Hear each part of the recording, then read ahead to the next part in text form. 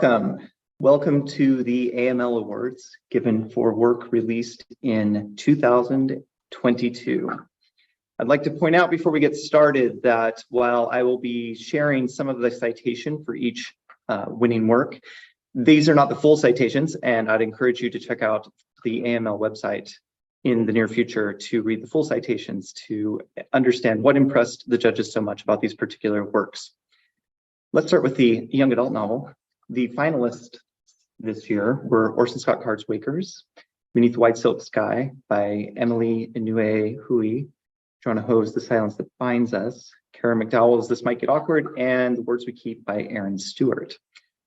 And the winning work is Beneath the Wide Silk Sky by Emily Inoue-Hui.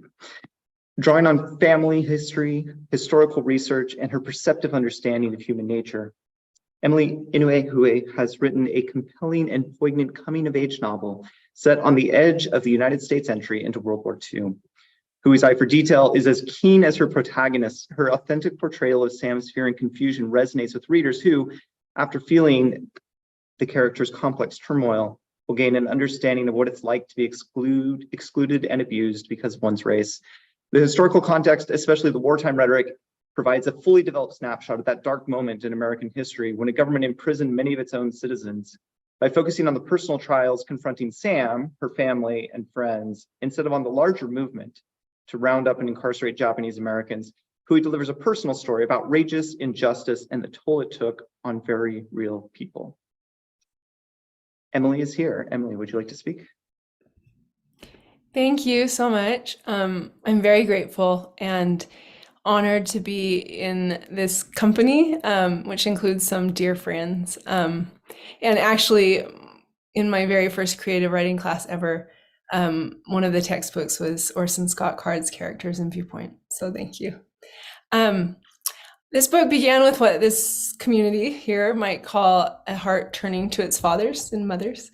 I wanted to know my family's story, and what began with a question about my family history eventually turned into this novel.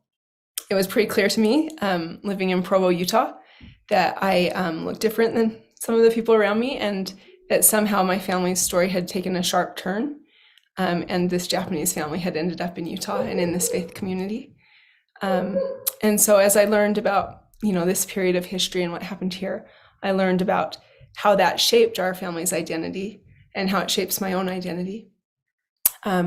And so thank you for the chance to share that narrative, that part of who I am and who my family, what happened to them.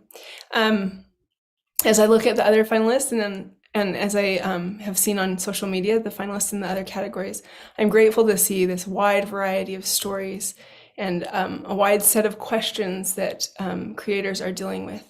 Because I really believe that the work we do as artists has the power to expand narratives, to give members of our community, which is so important, but also the larger community, the chance to walk in other people's shoes, to increase empathy and understanding.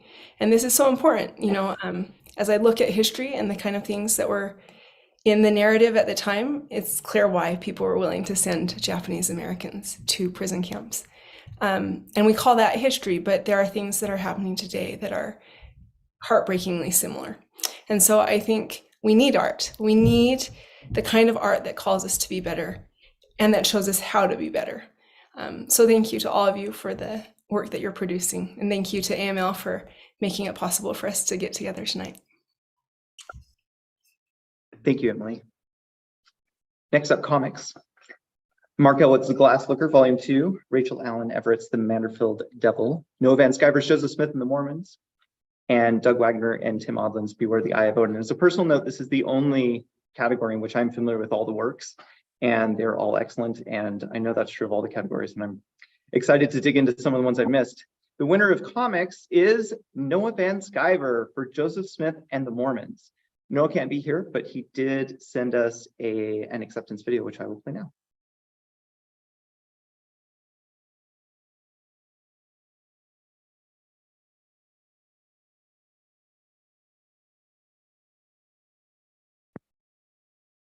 Looks like we might not have sound for the video, Sarah. Oh no, really? Yeah. I'm told there's no sound. I'm not sure how to fix that. Anybody have a technical solution that they can propose really fast? There's a button on the share I know screen. why. Yeah, that's right. And because I have not shared my screen in a long time, I'm going to stop the share and reshare real fast. I apologize for the lack of professionalism. This is what happens when you don't use Zoom in 18 months. Which actually I feel really good about not having used Zoom in 18 months. But all right, let's do it again. I'm going to back it up and play again. Hello, this is Noah Van Skyver coming to you from beautiful Columbia, South Carolina. I just wanted to thank you all for giving me the award for my graphic novel, Joseph Smith and the Mormons. This was a really important book for me to do. It took me a long time, and it took me 5 years to draw it, and it took me a lot longer to actually get to working on it. This is a book that I wanted to do, well, for most of my life. I mean, as long as I can remember. So this is the biggest achievement of my life, and winning this award is a huge honor to me. So thank you very much, and thank you to Charlie Kochman at Abrams for taking a chance on a graphic novel like this for the secular world. Thank you to Andrea Miller, who designed it and did a beautiful job. Thank you to my patient wife, Amy Chalmers, and our beautiful son, Remy. Thank you to the Association of Mormon Letters, and I wish I was there with you. Like I said, we'd be having a great time right now. Thank you very much. God bless. Thank you, Noah. Let's move on to short fiction. 5 stories in the category this year. Marcelo Bicecci, The Intelligences, as translated by Kent Larson. Michael Brent Collins, The Reflection of Daria Black. Ryan Habermeyer's The Algorithms of Happiness. Tegan Sheldon's Worlds Without End, and Nathan Shoemate's Twilight of the Eye Creature. And this year, the AML gives the award to Marcelo Bicecci for The Intelligences. In Marcelo Bicecci's The Intelligences, beings among the stars argue about their progression. Their knowledge is incomplete. Some of the intelligences claim to have received messengers from higher states of being, and others seek insight among rebels and outcasts. The Intelligences explores thoughtfully our own limitations in following the plan of salvation by considering what constraints we might have suffered from in our pre-mortal existence. The story rejoices in an aesthetic flowing from the Book of Abraham, invites the reader to look backward as well as forward in pursuing her own path of exaltation, and strongly affirms a theology of love. Marcelo, you are here. I'm here. So this was, I would say it was completely unexpected for me, because I wrote this short story 12 years ago, I think. And Kent asked me last year, oh, can I translate your short story, The Intelligence? I went, go ahead, especially because translation into English is pretty, it's not cheap, it's pretty expensive. So go ahead, it's free. And they asked me my permission to go to the Era Anthem magazine online. So go ahead, whatever there. And then it was on Saturday morning, the first section of the general conference. A lot of people was texting me, hey, congratulations, congratulations, congratulations. What's that? It's not my birthday, or I don't know what's going on. And I said, oh, your short story was one of the finalists on AML award. Oh, really? Then I got an email, and I saw an email. So let me explain a little bit. I'm from Brazil. I live in Provo. I'm at BYU. And it was a kind of end of semester, and I was crazy. My brain was melting in. I said, oh, that's a good news. And this week, I got another email from Andrew, I think. I don't remember who sent me an email saying, okay, your short story was the winner. What the heck? What do you guys saw on that short story? So anyway, I love this space. My major is physics and astronomy at BYU. since a little kid, I loved all those stuffs around the universe. And I decided to put the concept of intelligences. Okay, what intelligence do before being a spirit? They are wandering in the universe. So I create this crazy stuff. Yeah, I'm really happy.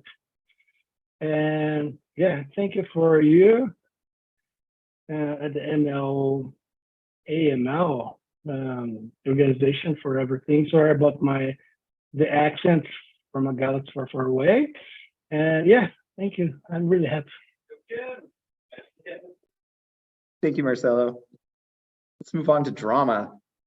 Our finalists this year are Mother, Mother, The Many Mothers of Maud by Julie Jensen, Mestiza or Mixed by Melissa Leilani Larson, The Wrong People Have Money by Reed McColm, and Cinco Paul and Becca Brunstetter's AD 16. And this year, the drama award goes to Reed McColm for The Wrong People Have Money, which opens with a college lecture delivered by Dr. Martin Delancey in direct address to the audience, who for a moment are transformed into his eager pupils tasked with the impossible tethering the moon. Listing other examples, including spaceflight and a Jello sculpture, Delancey explains that humanity can only push the edges of science and achieve new limits by attempting what seems impossible. He is then approached by a woman who represents a group of wealthy investors interested in securing the professor's expertise on another impossible idea, moving Greenland miles south into the tropical zone of the Atlantic equator. This funny, startling opening presages a funny, startling play. The premise might seem downright wacky, but the play manages that rare combination of delightfully funny and poignant.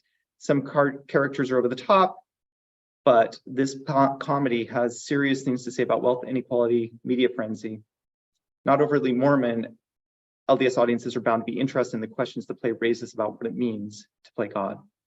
Reed can't be here today, but he did ask us to read this. Reed says, I am honored and gobsmacked at once. I regret I will not be able to join you as I am directing a show opening next week, and we are staring at the gaping maw of tech rehearsals this weekend. Thank you again for the news. Since an earlier play of mine, Hole in the Sky, won this award in 2002, I look forward to winning every 21 years. A pattern has been set. Film. Strong film category this year. The films under consideration are The Brilliant Darkness, Season 2 of Cheer, Lucy and Whitney, The Mission, and WWJD. And the film award for 2022 goes to The Mission, directed by Tanya Anderson. The Mission is a quietly remarkable film. With unprecedented access to missionaries, the MTC, and church services, the mission follows 4 Latter-day Saint missionaries called to Finland, 2 men and 2 women, from before they entered the MTC until shortly after they've returned home. The documentary eschews talking heads and turning to outside commentary to help interpret the film for the audience. Instead, it chooses to simply follow these missionaries around, showing us what they do and say, peppered with their own observations and reflections. The mission offers viewers a taste of the strange, exhilarating mundanity of missionary service while granting its missionary subjects agency and personhood. Tanya is with us, and Tanya, let's hear from you.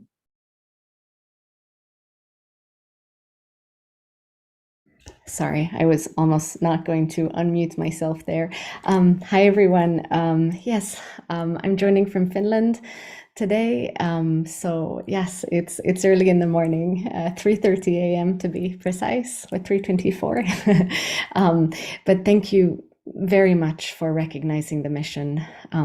I'd like to thank the Field family, the Bills family, the Davis family, and the Powley family, and McKenna, Megan, Tyler, and Kai in particular, the protagonists of this documentary film, for welcoming me and my small film crew into their hearts and lives for a brief moment. Thanks to their utmost generosity of heart and selflessness, the world got a chance to take a peek inside missionary life. And in that same vein, I'd like to thank the individuals within the Church of Jesus Christ of Latter-day Saints who said yes to the project. The making of this film was the first of its kind, and it took a leap of faith and trust from all sides to make it happen.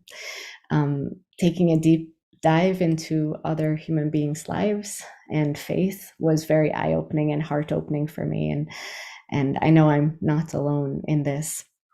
So thank you once again for recognizing this documentary film. It was an honor to make it. It took about 6 years, all in all, and yeah, just it was an amazing journey, and I felt really honored to be a part of it. So and this is just like a cherry on top. So thank you very much for recognizing the effort and this film. Yeah, thank you. Thank you, Tanya. The finalists in novel this year are And All Eternity Shook by Jacob Bender, The History of Honey Springs by Darren Cozens, The Resurrection Box by Declan Hyde, and Stephen L. Peck's Heike's Void. And the winner is The History of Honey Springs, in which Darren Cozens writes like a healer, unbinding the wounds we didn't know we had, letting sunlight and fresh air wash us clean of judgment and restore our kindness and our hope in humanity. A walk through Balfour, Idaho, side by side with Jim Ray, is the kind of healing medicine only offered by the best in literary fiction. So clear is his vision of human nature, so lyric his view of Western America, so honest his storytelling, that his artistry transcends the provincialism that has sometimes limited Mormon fiction. The History of Honey Spring may well point the way forward for up-and-coming Mormon writers for generations to come. Darren's not here, but he says, when I started writing this novel in 2016, I had no idea it would take 5 years to finish it. To the judges, reading the novel probably started to feel like a very similar time commitment. Anyway, I'm grateful to them and to anybody in the modern world who still has the patience and stamina and interest to read anything in solid print. By solid, I mean successive sentences of printed language without any accompanying visuals, no ads, no graphics, no animation, no pop-ups, no sidebars, no music videos, no scrolls, no crawls, no nothing except the words. I'd like to claim I was unvain enough to write only for myself, but such a claim would be untrue. Ever since I started making stories, I wanted them to be read, but I'm still a little amazed when they are, especially by anybody beyond my family circle.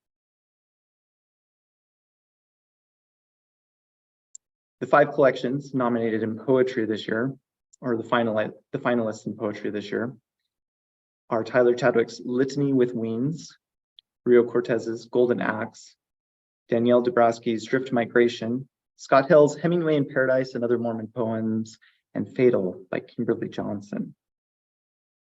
And the winning book is Fatal. Reading Kimberly Johnson's collection Fatal is like following the path of lightning, watching everything in its wake light up, fully charged, then burned. Every poem in this book crackles with heat, love for dear ones, friends, lovers, children, parents, art, the earth, and pain at the threat of its loss. And the electric current, so robust in every poem, is the energy of Johnson's mastery of language. According to her notes, when Johnson's first child was born, the world became fatal. This collection explores various aspects of dying, physically, emotionally, and spiritually. Actuarial tablets from the Centers for Disease Control report on all mortality are interspersed throughout the book and serve as launching pads for poems. Sonically dazzling, she uses alliteration, assonance, rhyme, and more to create a sort of dirge. And as if in response to the terror of a suddenly frightening world, her poetry form is tight, almost, but not quite, uniform, composed mainly of tercets, with the middle line never exceeding 5 syllables. Each poem's title begins with the letter F, as if riffing on an obsession. Her attempt to create order in chaos, safety, and terror. Johnson's book deals with the fragility of life and what makes it perilous, but at the same time celebrates life's richness and language. This book is innovative, fresh, and new. And I don't know if Kimberly is here. Kimberly, are you here? Yes, I'm here. Hello, Kimberly. Welcome. Thank you. Thank you so much for those kind words and also for recognizing this book with this award. I really appreciate it. This book was written primarily in response to the terminal diagnosis of cancer that my spouse had. He passed away last year, about 3 weeks after the release of this book. And so it's particularly poignant to me to have people reading and responding to the words that are inside it, and also a way of perhaps sustaining relations that may not be able to perceptible at this point. So I appreciate your choosing and recognizing this book this year, especially given the fantastic list of finalists for this award this year. So thank you so much. Thank you, Kimberly. Picture books. Picture books which are finalists this year for the AML Award are A Book Too Can Be a Star, Pirates Don't Dance, Mud, Pretty Perfect Kitty Corn, and Bedtime Stories for Girls of Destiny. And the Association for Mormon Letters gives their award to Rayleigh Wilkinson for her Bedtime Stories for Girls of Destiny. When telling stories from Latter-day Saint church history, it's easy to fall back on the same stories over and over again. There's a reason we go back to the same well, but it can be at the expense of telling a broader range of stories, which is especially a problem for people who don't see themselves in the more common stories.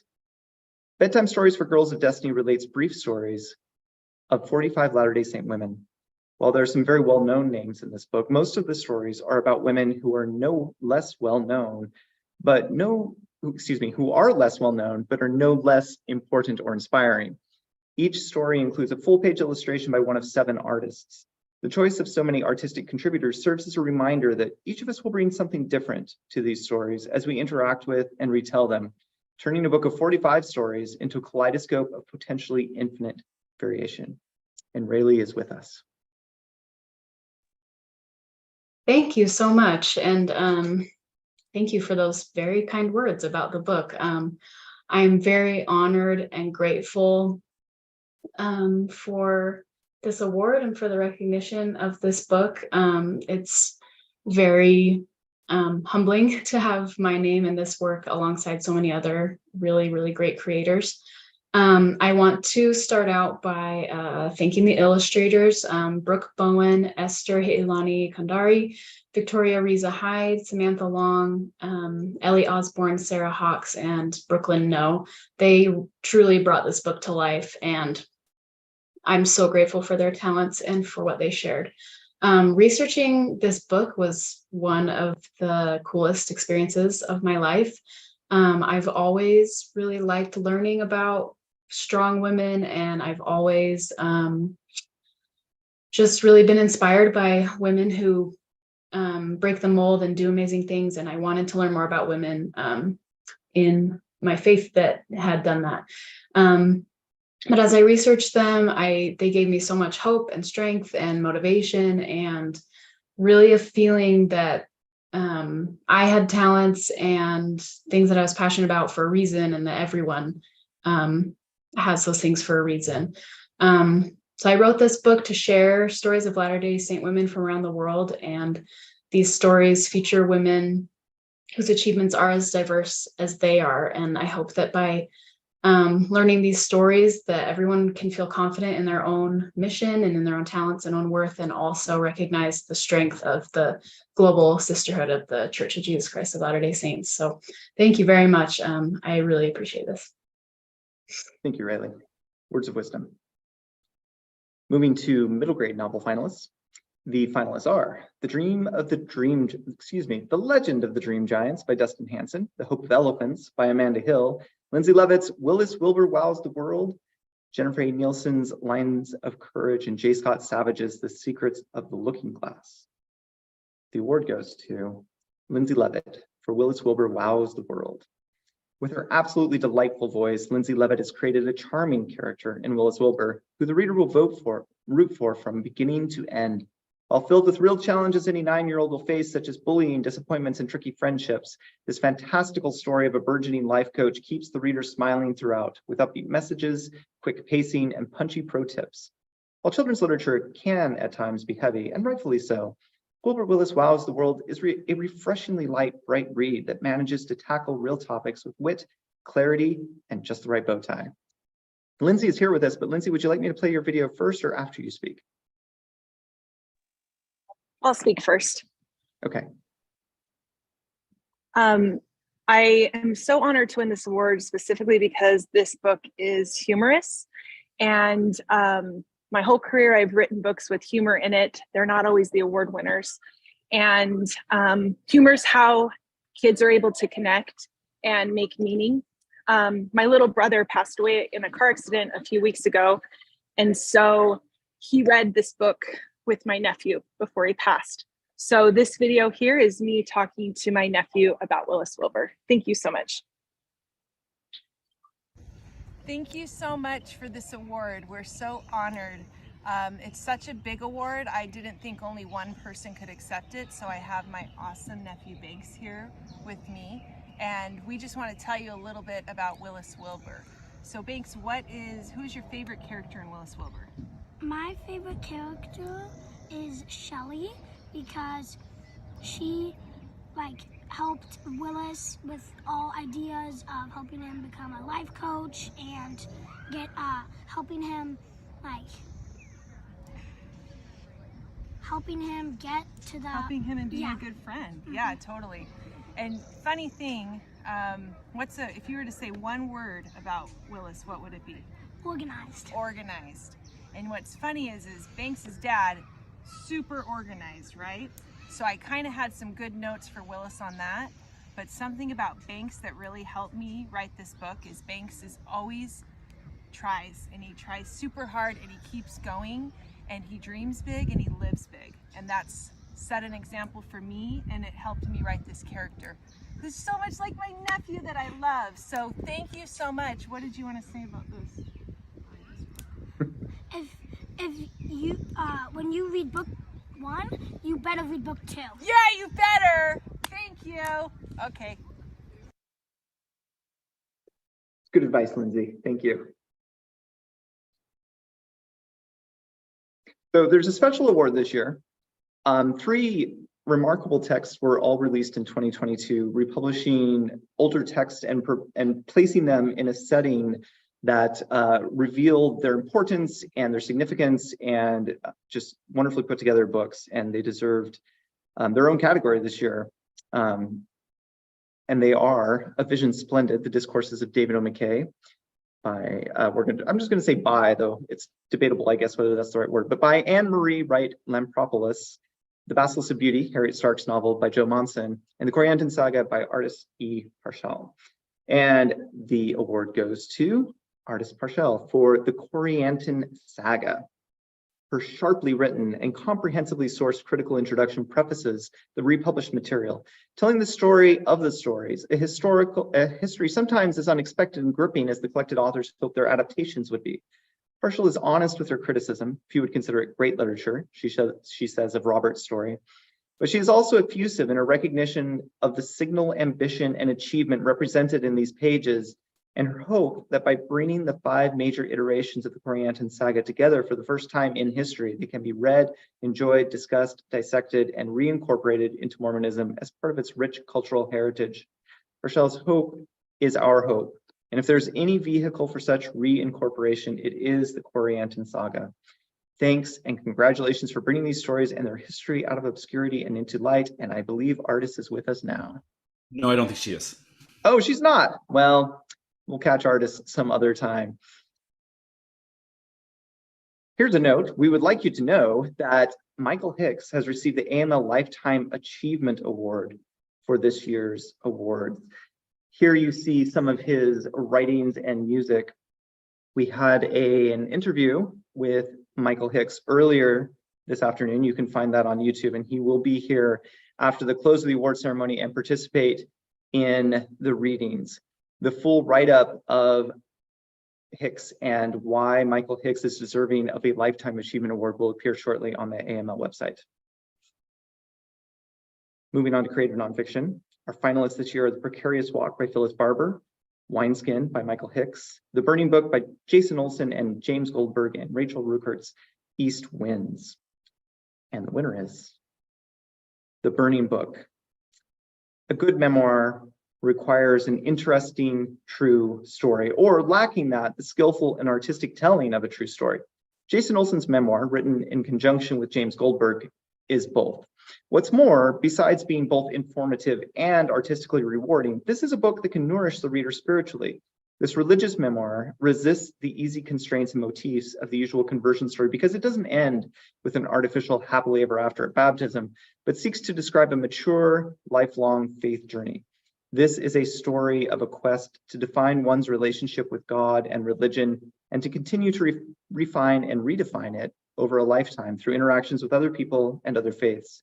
For its honest and fascinating view of a specific faith journey, its artistic skill in intertwining memoir and spiritual query, and its example of what it means to seek understanding of differences in religious and even political belief, the Association for Mormon Letters is pleased to award the Burning Book with the award for creative nonfiction. I believe both Jason and James are here. Yep. I'll go first, James. Thank you so much. This is Jason Olson. Thank you to the Association for Mormon Letters for this awesome award, and I'm very grateful. I'd like to thank the whole team at BCC Press, Steve Evans, Michael Austin, D. Christian Harrison, Lori Forsyth, Andrew Heiss, CC Prophet, Connor Hilton, and a special thanks to James Goldberg, my co-author. He is the painter, painting beautiful colors on the canvas, and I really got to learn how to create art with working with James, and grateful to him as well as my wife Sarah and my children, family and friends. Also grateful to our other finalists, Rachel Ruckert, Michael Hicks, and Phyllis Barber for their beautiful works as well.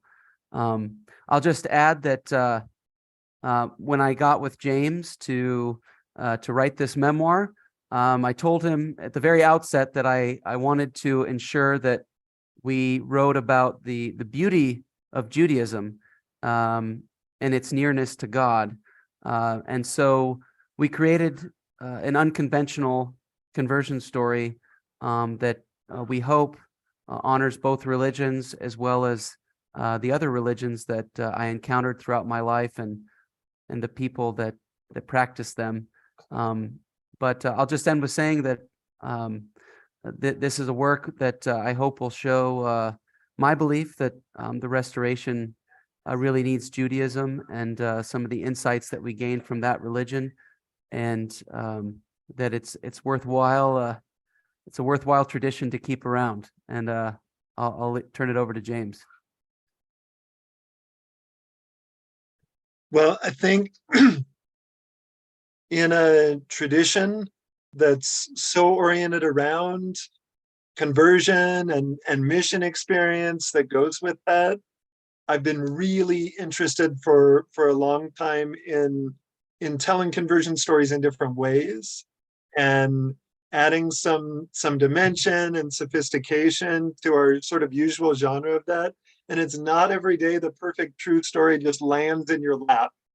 And so I want to thank Jason so much for inviting me to be part of this book and help engage with questions I was interested in, that he was also interested in, through being just really vulnerable and honest about some of his life experiences. Also want to thank the Association for Mormon Letters for just helping us mark literature over the passage of time, and everyone who's helped provide patronage support for this book and my work. It really takes a community to foster new writing, and I'm grateful for everyone who's helped make that happen. Thanks so much. Thank you, James. Well said. And thank you, Jason. Also grateful for both of your words. We split the Criticism Award into two categories this year, in part because there was a large amount of quality work to consider, and also because there is something different about criticism taking a shorter form versus a longer form. And so to recognize that this year, the award is appearing as two categories. So, and the short form criticism finalists are Randy Astle for Lands Before Time, Plan of Salvation Typology in the Films of Don Bluth, Margaret Olson Hemming, The Divine Feminine in Mormon Art, Lane Welch for Apologia Unmasked, Dream City, Film Noir, and the Future of Mormon Cinema, and Rosalind Welch for The Secular Syllabus in the Sacred Book, Literary Scholars Approach the Book of Mormon. The award will go to Margaret Olson Hemming. Hemming's work in this survey participates in two broader contexts. On one hand, it emerges from and responds to a resurgent interest within and beyond Mormonism in the divine feminine. On the other, it's inseparable from our ongoing labors to give presence and voice to oppressed bodies within Mormonism, especially, see, for example, the 2 volumes of the Book of Mormon for the least of these, co-written Fatima Selah. We honor Hemming's vital contributions to this broader cultural work, but we wish to recognize the importance and urgency of what she does in the divine feminine in Mormon art, exploring the cultural potency of Mormon artworks, representing the divine feminine, which also offers pointed critiques of Mormonism's institutional structure and cultural discourse. Margaret. Thank you so much. I love seeing those images up on the screen. I very much have fallen in love with this art as I worked on this project. I want to begin by thanking Kimberly Staking, who helped me through the writing process, and also the team at Dialogue, which did a wonderful job at editing and helping me sharpen the arguments for the essay. This essay came out of, well, it really had its beginning in a art show that I curated for the Center for LDS Art that opened in January of 2022, called The Sacred Feminine in LDS Art and Theology. And I think that the center is doing extraordinary things in promoting and nurturing Mormon art. And I hope that one of the things that this article does is to show the academic world how important the world of Mormon art is to Mormon studies, and that it has a place next to Mormon history and Book of Mormon studies as a pillar of Mormon studies. And also that as this field develops and more people become aware of the really extraordinary artists among us, that more attention will be paid to the women, to BIPOC artists, and to queer artists who are taking on this identity of Mormonism and exploring it in, I think, completely new and creative ways that have so much potential to add to our discourse of what it means to be Mormon. Thank you. Thank you, Margaret. Excellent points. In long-form criticism, the finalists are Gary Atari's Mormonism, Empathy, and Aesthetics, Frederick S. Kleiner's Experiment Upon the Word, and Glenn Nelson's book on John Hill Jr.'s fiction. The winner is Mormonism, Empathy, and Aesthetics by Gary Atari. Gary Atari's monograph, Mormonism, Empathy, and Aesthetics, Beholding the Body, fruitfully explores a contested site in Latter-day Saint doctrine and practice, the physical body. For Latter-day Saints, the body is many things. It's the vehicle for our spirits on their journey through mortality back to God, and something we should therefore operate with care, lest we drift off course or crash, endangering our spiritual well-being. It's an antenna for spiritual communication, opening us to the influence of godly and malevolent voices, which in turn affect our emotions, the godly leading to comfort and peace, the malevolent to discomfort and anxiety. Hence, we should tune our desires to the godly by immersing in things virtuous, lovely, of good report, or praiseworthy. And it's a mechanism for learning and gaining experience during mortality, and of thereby becoming like our heavenly parents, who possess glorified bodies of flesh and bones through which they've attained knowledge and experience all things, and are, as such, able to guide and succor us. Is Gary with us? No, he's not. He's not. Then I will just say, as an addendum to the citation, that an unexpected, the conference is themed around genre, but an unexpected sub-theme over the last few days has been embodiment. And that is entirely what this book is about. So it's an on-point win for this conference. Quick recognition of our Smith Pettit Foundation Award for Outstanding Contribution to Mormon Letters this year, Stephen Carter, traditionally given to someone who is doing important and excellent work in the field of Mormon letters and is mid-career. Stephen Carter is all of those things. Here are a few of his books. He is, of course, best known as the editor of Sunstone. There was an interview with Stephen earlier today, which is available on YouTube. And I believe Stephen will also be joining us for the readings later this evening. Let's look at the finalists for religious nonfiction. We have Book of Mormon Studies, an introduction and guide, Ancient Christians, an introduction for Latter-day Saints, Mormon Women at the Crossroads, Global Narratives and the Power of Connectedness, Original Grace, an Experiment in Restoration Thinking, and the Book of Mormon for the Least of These, Volume 2.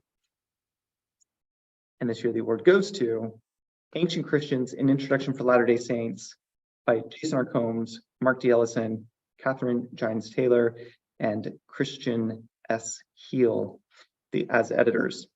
This is a beautiful book. Whether it's approached intellectually, artistically, stylistically, or devotionally, readers will find much to linger on and to love about ancient Christians.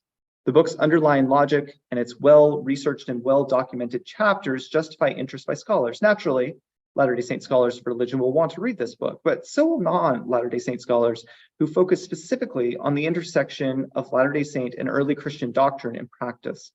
Even those who study early Christianity generally will find this book is an excellent resource. While the depth and precision will be of special interest to those who study these topics, Ancient Christians is written to appeal to a broad general audience, and certainly to any interested member of the church, a goal the book accomplishes with ease. I believe some of the editors are with us, but I'm not sure who, so please unmute yourself. Hi. Yeah, a bunch of us are here. I believe Christian Heel, Catherine Taylor, Mark Ellison, all the editors are here in some form or another. I think Christian's watching on YouTube, but everybody else is here. Thank you so much. We are so grateful to AML for this award. We really couldn't be more pleased. Thanks to all of our authors for contributing their expertise to this project. I don't think there's ever been a time prior to this when this sort of book could be written. I don't think there's ever been a time where we've had so many Latter-day Saints who are academically trained in the field of ancient Christian history. And in fact, this book doesn't even include all the Latter-day Saints who are currently actively engaged in the field of ancient Christian studies.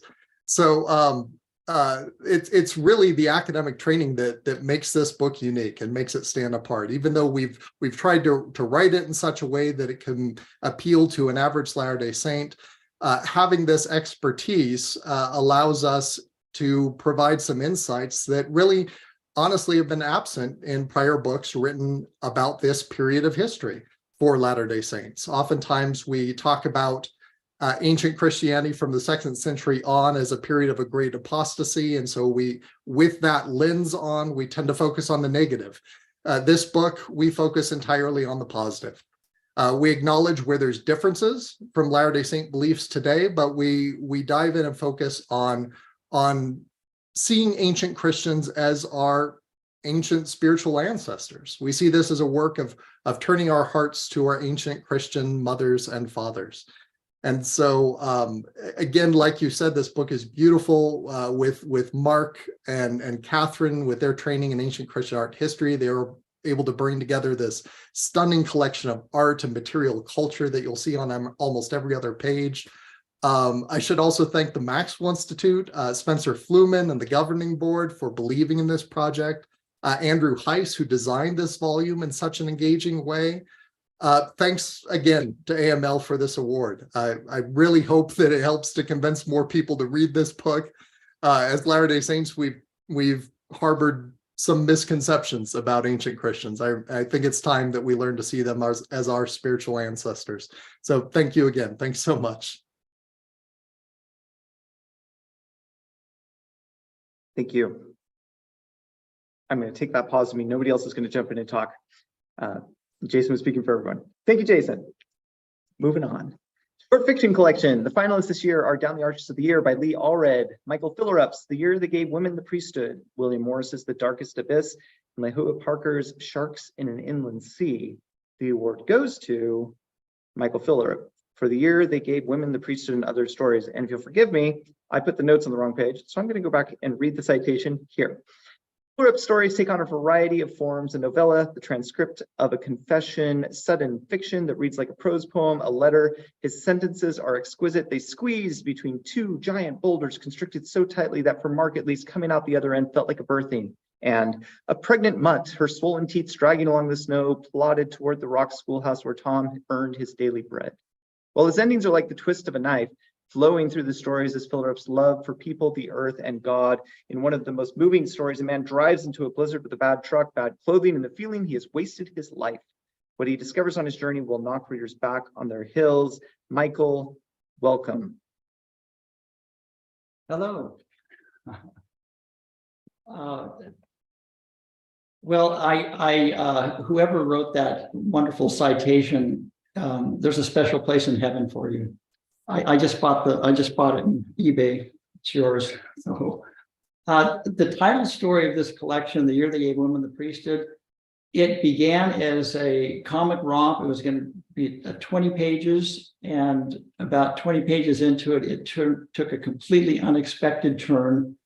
And 80 pages later, I was looking at a story that I hoped would drive a stake into the heart of the last vestiges of male Mormon chauvinism in the 21st century. So I am delightfully shocked to receive this award, quite frankly. Writing is a solitary art, but we all know that there are legions who buoy us up. And so I have many people I would like to thank who have been influential in my life.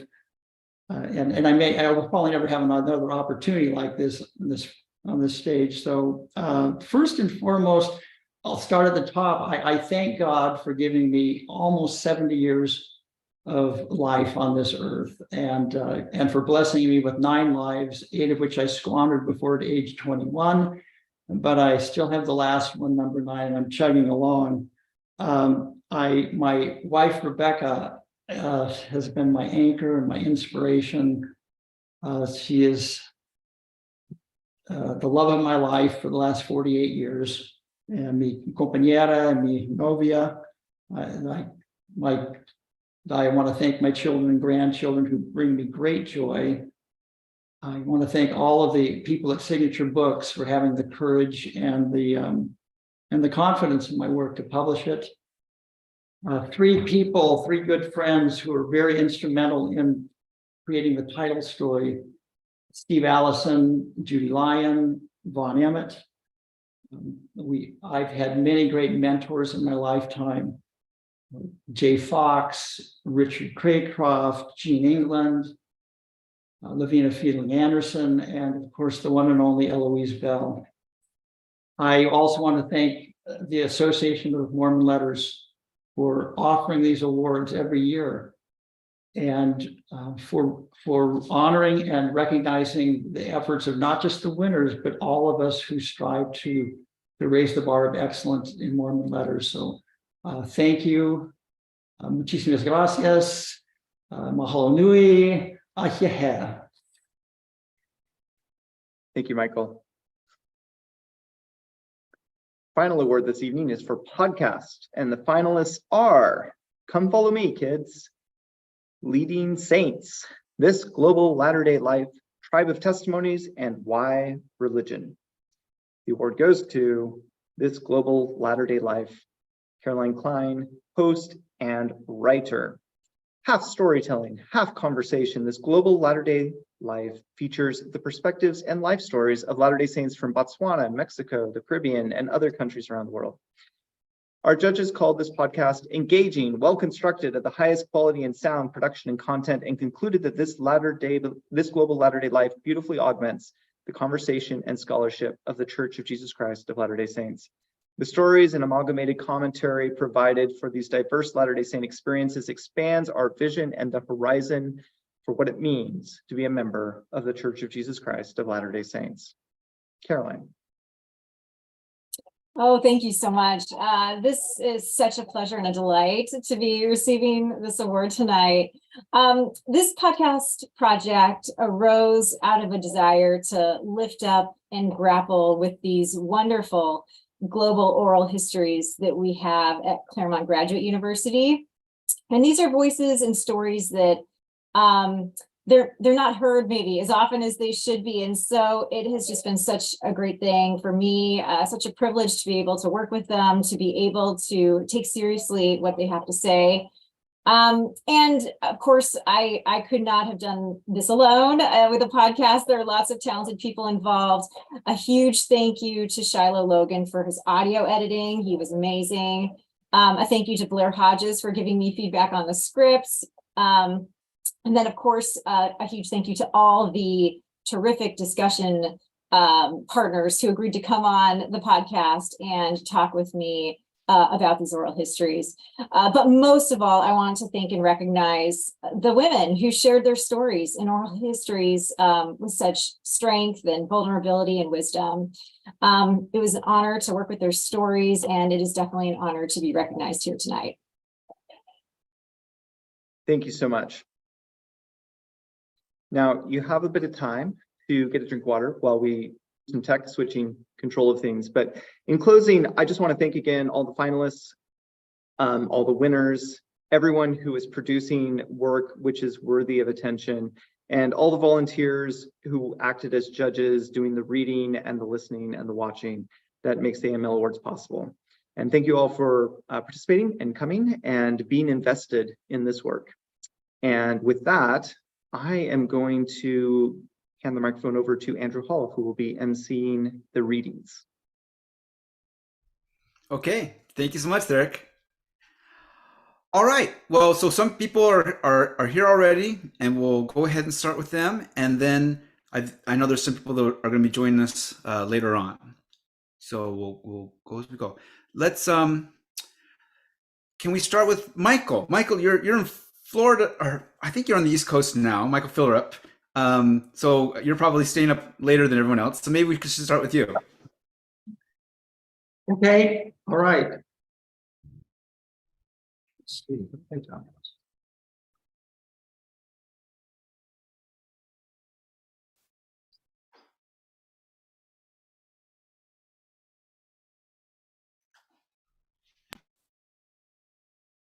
This is a shorter story for me called Loose Connections. Toby Dalton didn't earn many merit badges. In fact, he barely earned the pedestrian rank of first class, but his scouting deficiencies were easily redeemed by his father, a sports writer for the LA Times, who once a year spotted our entire troop tickets to an LA Dodgers game, box seats right behind home plate. Toby's father wasn't a member of the church, but Sister Dalton was, though she didn't always dress like it. Tall and shapely with Arctic blonde hair trimmed shaggily at the shoulders, she liked to show a lot of leg, even at Sunday services. She favored miniskirts with fishnet stockings that looked popular among the blossoming young girls at our junior high school. We all thought she was the cool mom. We assumed she could dance to our kind of music simply by the way she moved, her heart-shaped hips swaying to a secret beat that wasn't the province of our homemade whole wheat mothers of Zion. Other than the Daltons, who were half and half, there were only 3 LDS families in our neighborhood. Whenever my mother drove up to the junior high in her two-tone twin-fin Saratoga clunker, the older kids would nudge and snicker. Their mothers drove Cadillacs and looked more like Sister Dalton. Although my mother always greeted me and my older sister with a smile and a cheerful, "How was your day?" Colleen was cruel in the back seat. She would cover her head with a gym towel, clap her hands, and shout loud enough for outsiders to hear, "Home, James!" The kids on the curb would point and laugh while my mother silently ignored them. Kids will be kids. Dickheads will be dickheads. Usually, if she was having a particularly bad day, she would stop at the car and scold us. Snot-nosed little ingrates was her favorite epithet. She also liked to remind us that she'd driven all the way from Tarzana to pick us up so we wouldn't have to take the school bus. And this was her thanks. We treated her like dirt, just like dirt. She would usually finish with some kind of token threat. "Who do you think I am? Your slave? Your colored maid? Well, I'm not. And you'd better remember that you'll be walking home next time." We would be penitent for a season, or at least until the remainder of the drive home. One particularly bad day, she said nothing, not even her usual cheerful greeting as we climbed into the back seat.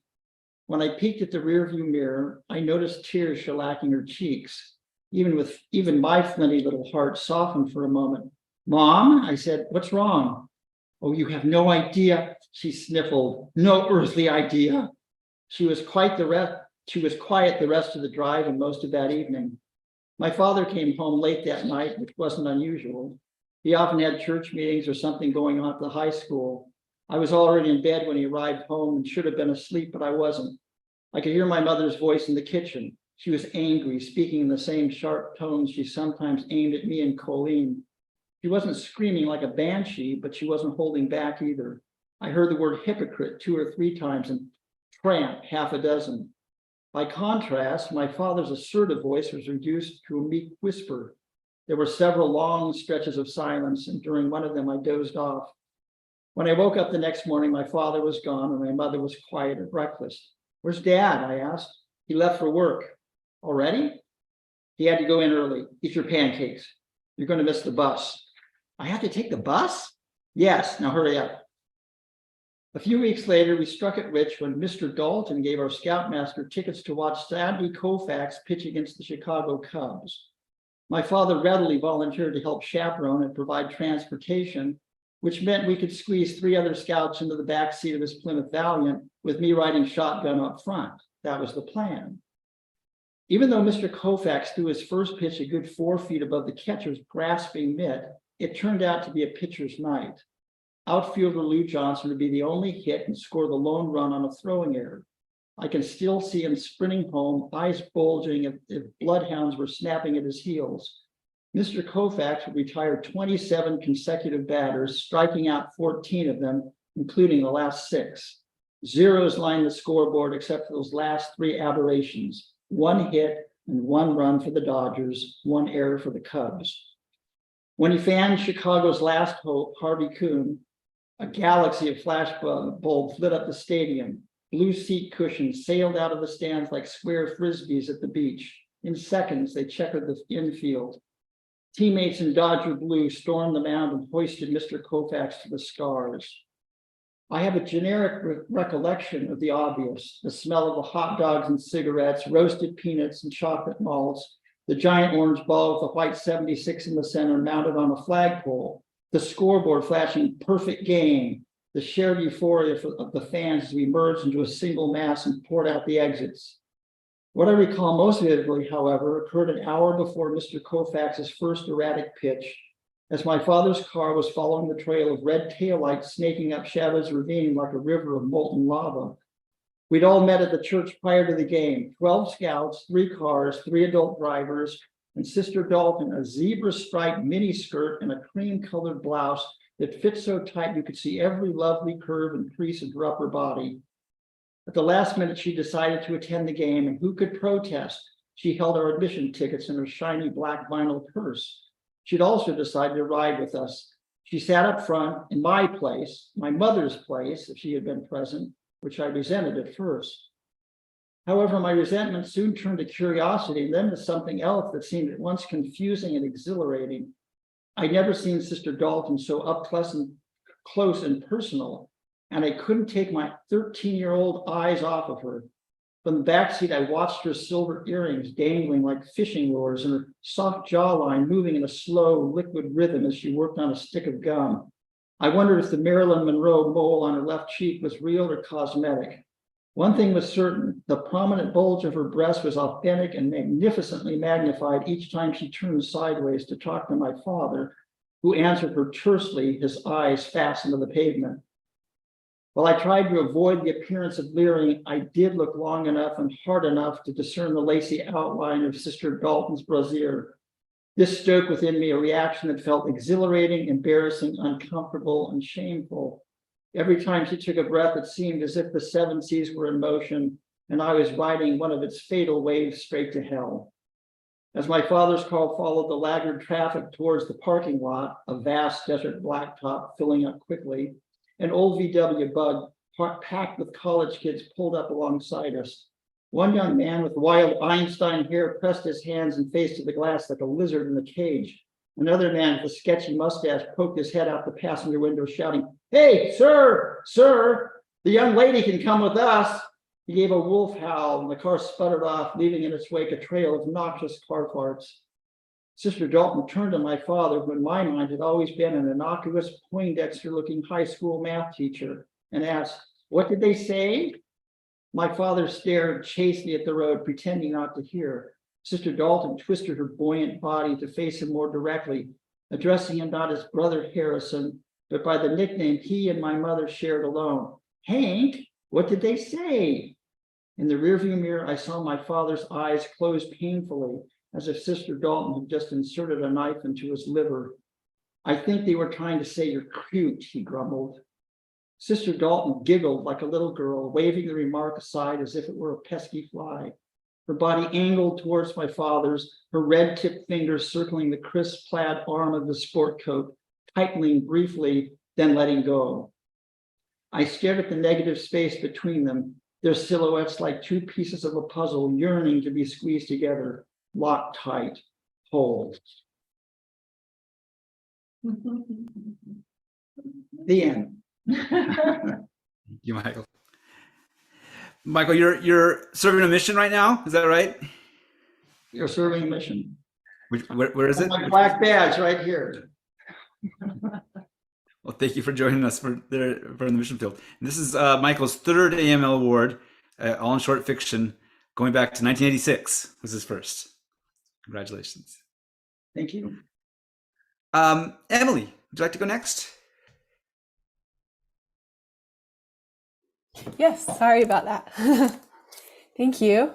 I'll be reading from my book, Beneath the White Silk Sky. And I think what you need to know is the Japanese American character, Sam, has this photo contest she wants to enter. She's trying to earn money to save her family farm. But when Pearl Harbor was bombed, Japanese Americans were no longer allowed to have cameras. And so she's asking her Caucasian friend for help with getting it developed. And this friend, just as an anecdote, this friend is actually named after a family that was very kind to my family after Pearl Harbor and during that time when they were being sent away. So the friend says that she'll develop the film for her, and then this conversation happens. Wait, I have to explain. I took a deep breath. There are photos on this roll of film that people won't like, and there are people who are looking for ways to get us in trouble. It could get you into trouble. Guilt washed over me. I was asking Ruth to put herself in danger, and all because she'd been kind. Ruth's expression was thoughtful as she finished stowing her things. The lunchroom was nearly empty, and we were probably going to be late for class. My dad told me about the people who are trying to get you in trouble. Her lips pressed together for a moment, and her eyes sparkled. She pulled her book bag on her shoulder. I want to help, and I know it will be okay with my parents. Her answer was the one I'd wanted, but I didn't feel the relief I'd hoped for. Instead, I felt confused. Why? I blurted, just as I had the first time she'd sat at the Japanese girls' table. Why are you different from the others? Why would you do this for someone like me? Someone like you? Ruth shook her head. Sam, don't say it like that. But everyone else, even Bo, I swallowed. They hate me. The word hate came out as a whisper. Ruth looked uncomfortable. I don't think everyone hates you. I smiled bitterly. I knew Ruth was trying to make me feel better, but it was such small comfort. Right, maybe not quite everyone. Ruth frowned. I'm sorry, I didn't mean. I shook my head. No, I know you didn't. And you're right. Maybe for some of them it's not hate exactly, but they are afraid. Some of me, some of what everyone else will think if they associate with me. I looked into Ruth's flushed face. Why are you different? Ruth thought for a moment, then sighed. I shouldn't be different. Her answer sent a chill through me. I mean, I grew up with these kids, we've gone to school together all these years, had the same teachers, roamed the same forests and beaches. I would say it's because of my dad, but Dad grew up here too, and his father too. She shrugged. Maybe he read a few more books, or maybe sometimes I felt a little like I didn't belong myself. I don't know. Her hazel eyes were bright. But Sam, you shouldn't have to ask why I'm willing to be your friend. They're the ones who should be asking why they aren't. I blinked, trying to process her words. I'd gotten so used to the idea that something was wrong with me. In my head, I could see what Ruth meant, but some part of me still struggled to believe it. Ruth put her arm in mine. The familiarity of her touch surprised me, but felt natural. Sam, I'll help you however I can, really. Now let's hurry to class. Maybe we can make it before the bell. Thank you. Thank you, Emily. Emily, this is your first novel? Is that right? First published novel? My first, yeah. That's great. Congratulations. Thank you. And this is you're from the Sigurd Inoue family, right? I am, yes. That's my extended family. Yeah, my dad grew up in Sigurd. Yeah. This is the third award for somebody in that clan in the last just 3 or 4 years. Your cousin Melissa and your uncle Charles have both received awards in recent years. I think we all have a lot to say or something, but thank you. And your father was taught at BYU, right? Dylan, yeah. I took his class. Oh. That's great. Okay, thank you. Kimberly, would you like to go next? Sure. Thanks to everyone for being here in this Zoom room and all the folks who are out streaming on the YouTube. I'm going to read a couple poems from my book, Fatal, and I'm going to share my screen to orient you to one of the poems that I'll read. If this image is not familiar to you, can you all see the painting? I can't see you, I can only see the painting. Okay. So this painting is by Peter Bruegel the Elder from the 16th century, and it's called The Fall of the Rebel Angels. And you can see that we have all these revolting angels being thrust down from heaven, pursued out of heaven by angels with swords and angels with spears. And then at the top of the painting, you can see a number of angels just kind of floating around up there with trumpets. And I had the opportunity a few years ago to take my kids to the museum where this hangs, which is in Brussels. And they were just entranced by this painting. And they made a game of trying to identify all the different things that they were looking at in the painting. And so this poem responds to that particular situation. This poem is called 15. And every couple minutes or more frequently than that, I will just blurt out a word, and that is meant to represent my kids identifying the things that they're seeing on the canvas. So 15. Terrapin, tentacle. In the atrium brightness, my son's delight presses so close to the canvas, the guard coughs a caution.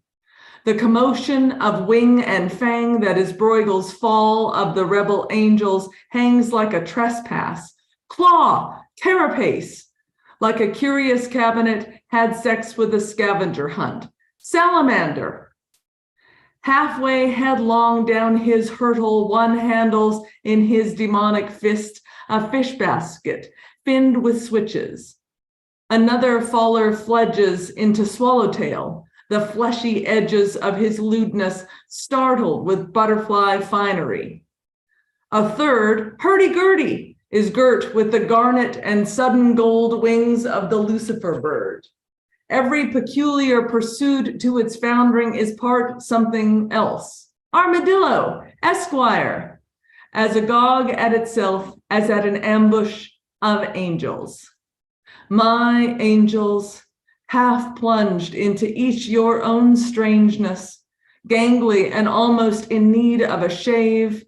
Amphibian, astrolabe, as the transiting sun through the window pane frames you momently still in your mutual conclave of puzzle and name, I observing can guess why the heavens mustered, taking to trumpet and frantic buckler. Some with swords would arrest that reverseless pufferfish fall, holding fast their once familiars by force. But see, in the ether, a flourish of brasses, a mass of seraphs suspended, weaponless. I suppose those horns clarion not in discord, but in blessing. A benediction on the dim, bewildered way ahead, which as yet they do not know, and so cannot regret. I'll stop sharing now. And I'll read one more. This is called Foley Catheter. I clean its latex length 3 times a day with kindliest touch. Swipe an alcohol swatch from the tender skin at the tip of him down the lumen to the drainage bag I change each day and flush with vinegar. When I vowed for worse, unwitting did I wed this something other than a husband, jumble of exposed plumbing and euphemism. Fumble I through my nurse's functions, upended from the spare bed by his every midnight sound. Unsought inside our grand romantic intimacy, another intimacy opens, ruthless and indecent, consuming all our hiddenmosts. In a body, immodest such hunger we sometimes call tumor.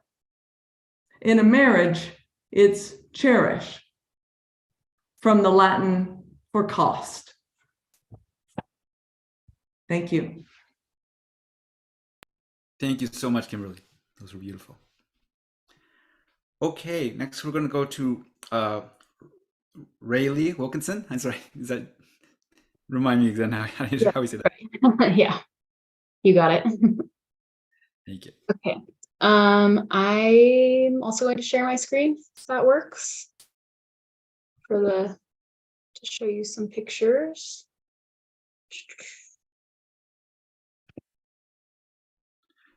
Okay, is that showing? Yes. Okay, great. So here's just another shout out to these illustrators. They're fantastic. These are the 7 women who illustrated it, and just one of their illustrations next to their pictures. So I am just going to give a little blurb of 3 of the biographies, and then I'll read one full one. Okay, so first we have, let's see if it will go.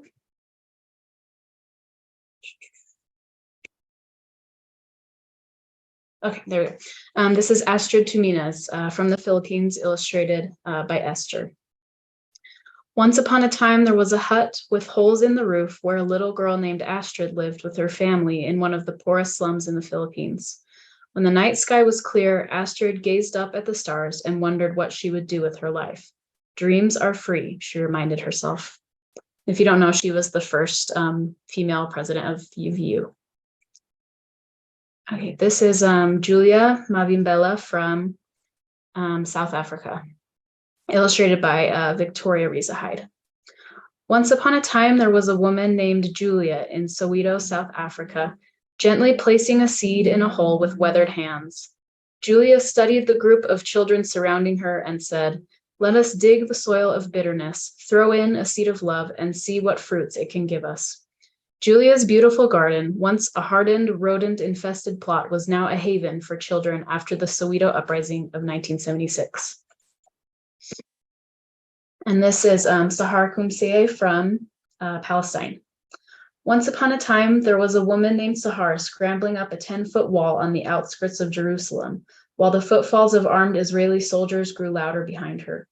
Sahar reached the top of the wall just as the soldiers rounded the corner. She dropped to the other side and squeezed through a hole in a wire fence and out of sight. She traveled through dusty Jerusalem roads until she arrived at her destination. Peace enveloped her and she breathed a sigh of relief as she entered the chapel of the BYU Jerusalem Center. Today, Sahar was teaching Sunday school, and she offered a prayer of gratitude that she had safely made it to church once again. And then last, I'm going to read the full biography because it's one of my favorites. This is Vaikato Tabutu from Tonga, and this is also illustrated by Esther. Once upon a time, there was a 102-year-old woman hauling sharp, heavy coral bricks at a construction site in Tonga. Waikato, the building supervisor scolded. He didn't like it when she exerted herself so much, but she was unstoppable. She arrived at the building site before anyone else each morning, and when the other building missionaries slowed in the hot sun, she encouraged them to keep working. At least take these gloves, Waikato. Your hands are bleeding, he said. The Savior's hands bled for me, and I am not ashamed to have my hands bleed for the Savior's work, she answered. The building supervisor often saw Waikato pause in her work with tears streaming down her wrinkled cheeks and weathered hands raised in a prayer of gratitude. The church building that would be erected on this site was the fulfillment of a vision Waikato had received many years earlier. At the time, she had been very ill. She had asked the apostle George Albert Smith, who was visiting her island, Uiha, to give her a blessing. He promised her that if she lived faithfully, she would see a chapel built on her island.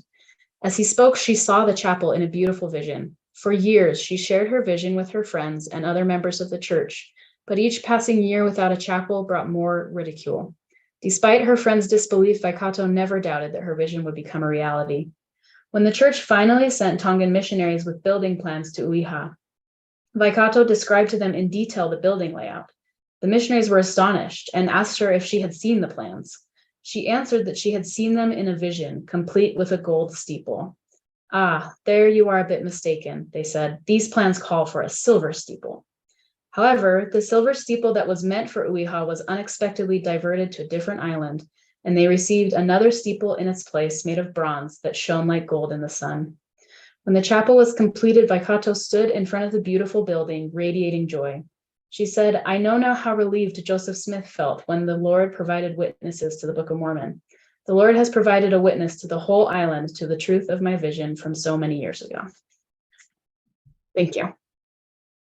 Thank you. Can you tell us, so how did you go about doing the research for these?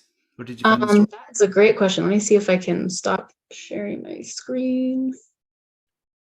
Just a second. Okay. So there are a few really great resources out there. On the church's website, there's Global Histories, where it talks about the history of the church in many countries, not all, but in many, many countries. And there would often just be a name or a few sentences about a woman from these countries in the history, and then I would take that name to the church history library and look them up, and there would often be interviews or other resources talking about them. And there's lots of people doing great work finding these global histories. The Latter-day Saint Women Project is another one that was really great and very helpful. But yeah, I mean, at first I just Googled like famous Latter-day Saint women, and then, just went from there. Yeah, and we have this, our podcast award is This Global Latter-day Life, which is the Claremont program where they're gathering. Yeah, it's wonderful. That connection is very interesting. Mhm. Thank you very much. Thank you. Michael Hicks, our winner of our Lifetime Achievement Award. Go ahead. Thank you. Hey, Rayleigh, Astrid is one of our neighbors here. I should send you a link to her sacrament meeting talk a few weeks ago. It's pretty amazing. But this just a short excerpt from early on in this book, Wineskin, Freaking Jesus in the 60s and 70s, a memoir published by Signature. And just as a premise for this, I'm growing up at this time with a father and three half-brothers, the youngest of whom is 10 years older than I am. There was church at church, and there was church on TV. To be honest, I felt more divinity in the God that descended into our home on invisible airwaves. TV church came in two brands, the home brand and the scary brand. I found myself drawn to the scary brand. The Oral Roberts grab them by the scalp healing type. I watched with boyish dread the close-ups of desperate people commanded in a southern drawl to heal in Jesus' name. I mimicked it as if I were in a play when no one was looking. But I knew it didn't suit our home brand. either in format or camera work. The home brand was grand revival meetings, singing by the statuesque choir, pep talks by slicked up second string deacons, charisma-soaked Graham preaching statesman-like threats of damnation, and those in the audience now feeling duly threatened by God, walking up to the altar to accept Jesus into their hearts as their personal savior. These Billy Graham stadium events were dismally formulaic. They lacked Robert's energy and incandescent hijinks. Nevertheless, watching Graham revivals helped school me in how to go up to the altar myself, which I did one Sunday during the end of the meeting altar call at First Baptist. Dad pushed me into the aisle and I officially accepted Jesus into my heart. With him now officially installed, I was ready for baptism. The baptistry at First Baptist sat above the choir seats on the stand so the congregation could see the baptizee's head before it got dunked.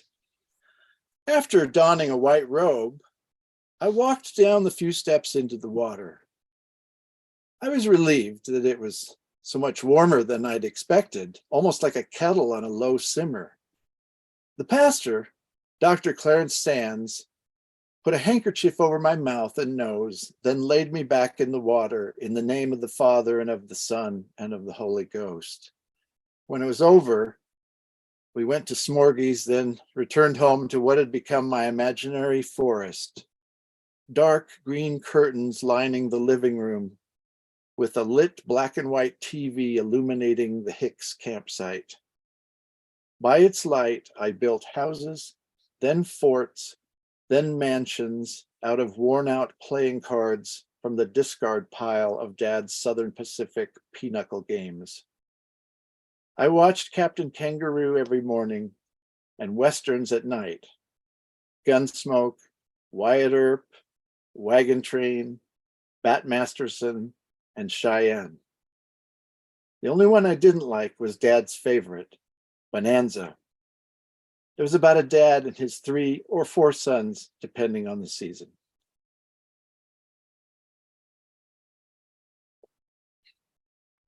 Thank you. Thank you, Michael. Michael, we had a interview with him, and Lance Larson interviewed him a few hours ago, and that's available on YouTube. So yes, everybody worth seeing. Must watch TV. It was a great interview. Thank you. Thanks. Okay, next is Stephen Carter, who's the winner of our Smith Pettit Foundation Award for Outstanding Achievement in Mormon Letters. And so both him and Michael, their whole careers are open to us. They can read anything they want. So Stephen, what would you like to read for us? Well, I wrote this in 2nd grade. I think you're all, I'm kidding. I'm just going to read something short that I wrote for Bob Reese is putting together a book full of reflections on Eugene, England. It's called Stepping Off the Raft. Eugene, England died just a few days after I flew out of Utah, was heading to Alaska. Why Alaska, you ask? Because it was as far away as I could get from Utah. See, I was a good Mormon who already had 2 kids, so I couldn't go backpacking around Asia, tour Europe's hostels, or join the Peace Corps. But I had some big things to figure out. I don't think the phrase faith crisis was in popular use then, but that's what I was heading into. And Alaska, with its deep darkness, endless light, glacial silence, and crystalline cold, seemed like the perfect place to do it. Officially, I went there to earn an MFA in creative writing with an emphasis in fiction. But every time I sat down to type, all I could write about was Mormonism. I couldn't help but delve into the past 25 years of my life and watch how religion had affected it. As I made those forays, I started to notice 2 forces fighting over me. Both were stories. One said, the church is true. The other said, the church is not true. They were like 2 rivers heading in different directions, both pulling at my raft, eager to interpret my life. And the pull was strong in both directions. And I wanted very much to choose one and ride with the strength of its current. But something held me back from heading in either direction. It was the year I spent with Jean. You remember the old saying that people won't remember what you said, but will always remember how you made them feel? In this case, I remember what I saw. I spent a lot of time with Jean as his administrative assistant in what was then Utah Valley State College. One day I was talking with him in his office when he started telling me about how difficult it had been to hear what he had heard from men he believed were called by God. He was referring to the difficulties he'd gotten into with general authorities that had eventually nudged him out of BYU. As he talked, I could tell that he was still struggling with the pain those events had caused. It was a tension he obviously wanted to be relieved of. But oddly, I didn't see him try to escape it. I didn't see him render judgments on the general authorities he had clashed with or even try to justify himself. Instead, I saw him dwell in the tension. I'd never seen anything like it before. It was such a striking experience that I decided to apply it to my writing. Instead of following one river or the other, I got off my raft, stepped onto the land, and blazed a new path. This was much more difficult than I thought it would be. I started most of my essays thinking that I knew where they would end, and they were perfectly good endings if you were following a river. But I was trying to do what Jean did. So I headed into the wilderness. There was no current to pull me along, no evident path ahead, just my own efforts. I had to work and work and work on those essays. I had to spend way more time on them than they could possibly be worth. As it turns out, every essay was a journey that ended only when I had changed, and changed in a way that I couldn't foresee. I had to become someone new in order for an essay to become real. I would say that Jean's example of dwelling in the tension has been the most significant defining force of my life. Not because he taught me how to interpret reality, but because he taught me how to encounter reality. And what I've learned is that it's an entirely different encounter every single time.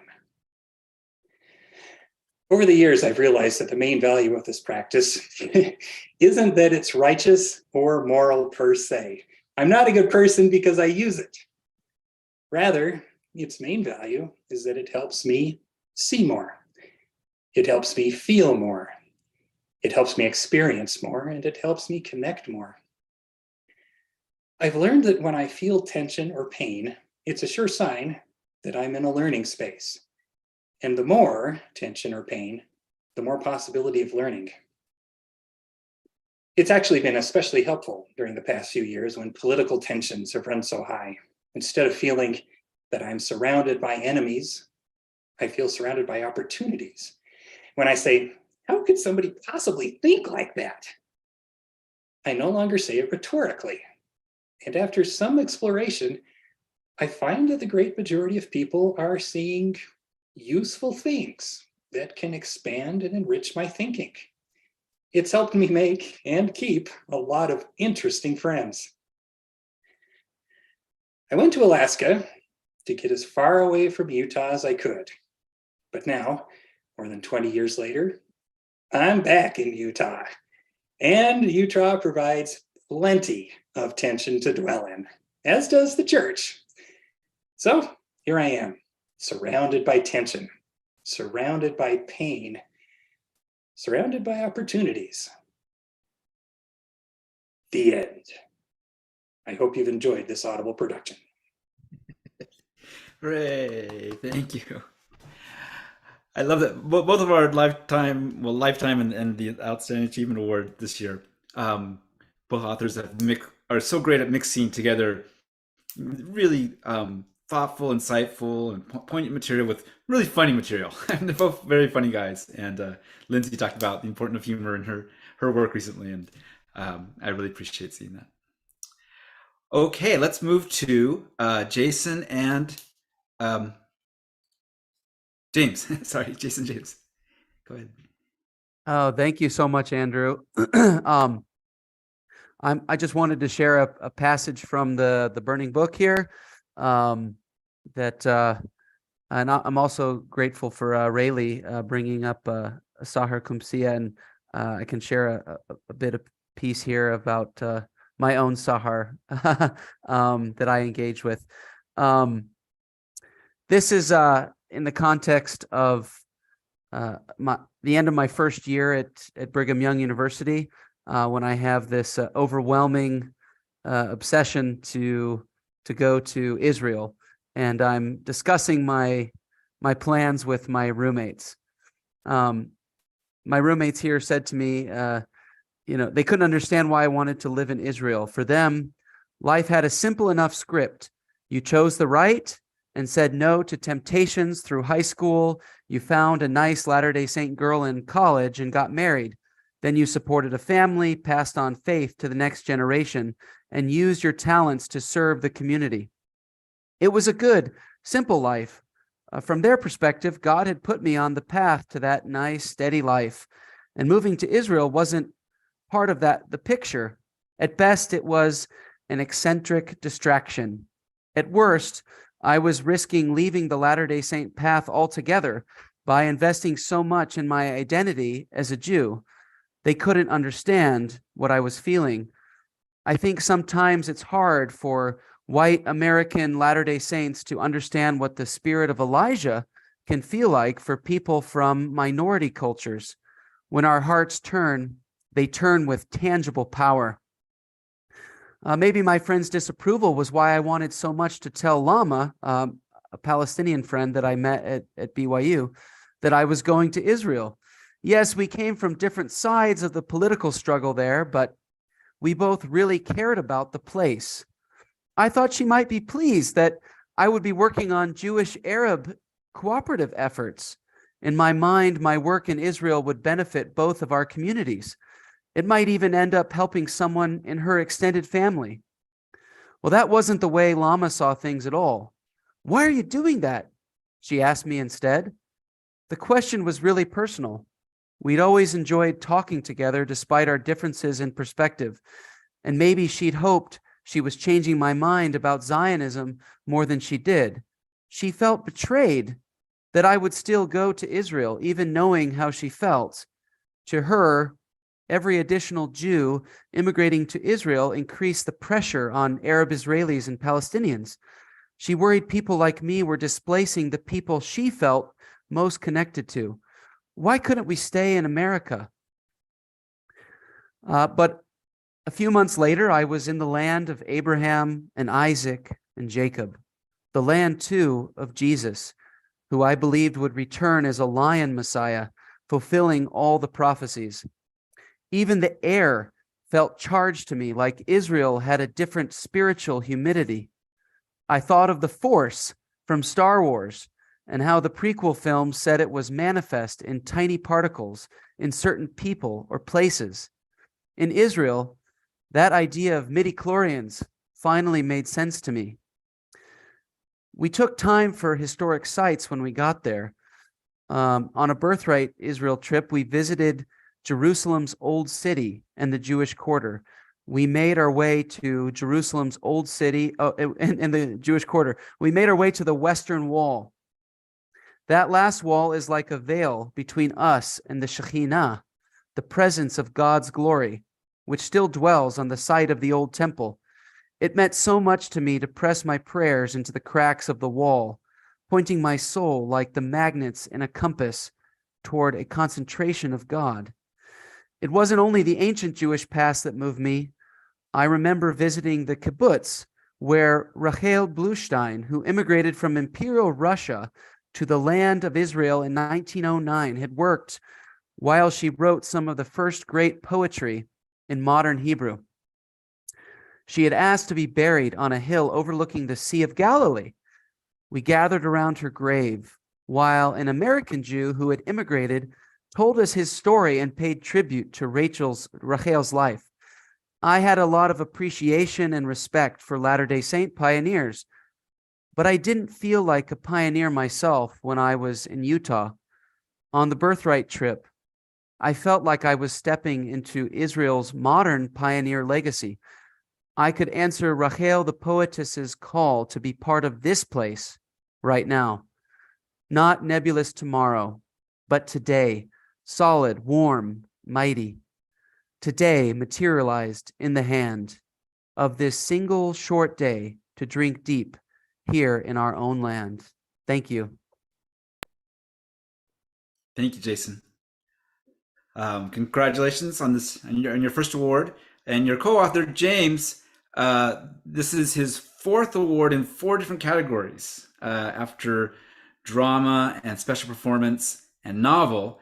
And he's also been a finalist in short fiction and a couple poetry, at least. So he has a And potential criticism. and criticism. That's right. So he has a potential to like run the board here. Get all Congratulations to both of you. Okay, Lindsay is next. Lindsay Levitt for a middle grade novel. Lindsay, go ahead.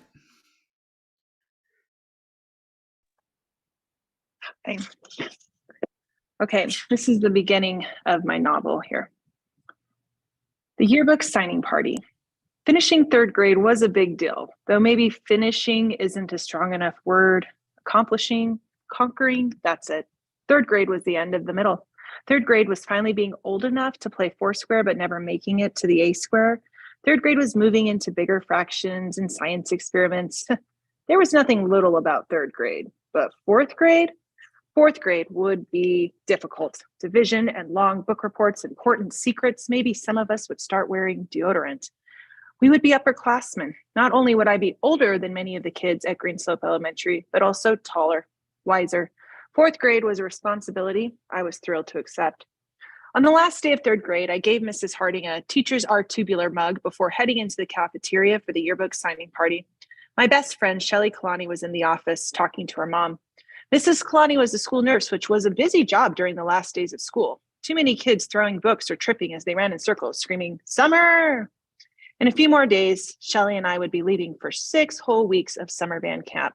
So when I wasn't signing yearbooks, I was adding to my list of extra stuff that I still needed to pack, things you might forget, like a water bottle or an essential oil diffuser. I hoped Shelley would hurry so I could use her gel pen collection. In the meantime, I had to sign everyone's yearbooks with a regular blue pen, which is just as embarrassing as it sounds. My name just looks better in teal. On the plus side, I'd worked on my cursive signature all night. My wrist was sore, but at least I'd come up with the perfect phrase to write in everyone's book. Here, look. Hope you have a busy summer. Go make something of yourself. Best, Willis Wilbur. P.S. Call me sometime. We'll catch up. I bet when my name comes up months from now, kids would say, Willis Wilbur, the guy with the clever yearbook advice? Finally, Shelley ran through the cafeteria doors. I should tell you, Shelley doesn't just spontaneously run, not unless she's on the softball field. She's far more collected than that. Have you ever heard the saying, calm as a clam? That's Shelley, except I say calm as a shell since Shell is her nickname. We always laugh at that one. Willis, you're not going to believe it. Shelley slid into a seat next to me. I held up my hand to show her. I had to finish with this autograph, but once I did, she had my full attention. You got 4 new gel pen colors, I asked. What? Her face fell. Oh yeah, I forgot to get those. Ugh, my little blue pen just got sadder. Maybe I should trade Caleb Ito some gum for his red pen. Listen to what happened. Shelley grabbed my arm. My mom got a job. She continued to talk really fast, but all I could catch were words like summer nurse in Hawaii. Hawaii? I repeated. I knew that Shelley moved here from Hawaii in kindergarten, but in that moment, I kind of forgot where Hawaii was. Not that close to Green Slope, Colorado, right? Where's a map when you need it? Yes, Mom applied for a job. She's going to be a nurse at a fancy camp in Oahu, and it's close to my auntie's house, and there's a place to stay. So you get to visit your mom in Hawaii after we go to band camp? Maybe they'd invite me to come along too. Wow, Hawaii. Now I remembered an archipelago of islands in the Pacific Ocean. Maybe we'd visit a national park or a botanical garden, and I would use a word like archipelago, and the guide would be so impressed that he'd say, hold on, I need to talk to my manager. And they would come over and offer me a job as kid administrator of Hawaii. And I could help other kids traveling there find cool places to visit. Not the ocean, though. I hate swimming, but land stuff like easy hikes and historic sites. People forget there's a lot of cool things to do on land.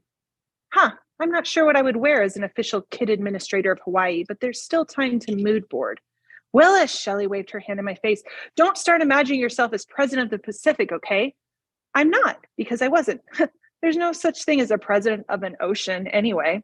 Good, because I'm going to Hawaii tomorrow, actually, with my mom and brothers, and we're staying with my cousins, and it's been 2 years, and my mom got a last minute deal on the flights, and I'm going to surf and eat musabi to the max, and I'll be there for, okay, I interrupted. I'll miss you for a week, but the whole summer. She dropped her gaze. Willis, I can't go with you to band camp. Thank you.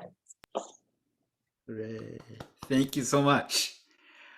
Thank you to everybody who participated today. And this is the end of the conference for this year. Thank you for everybody who participated in the whole weekend of activities.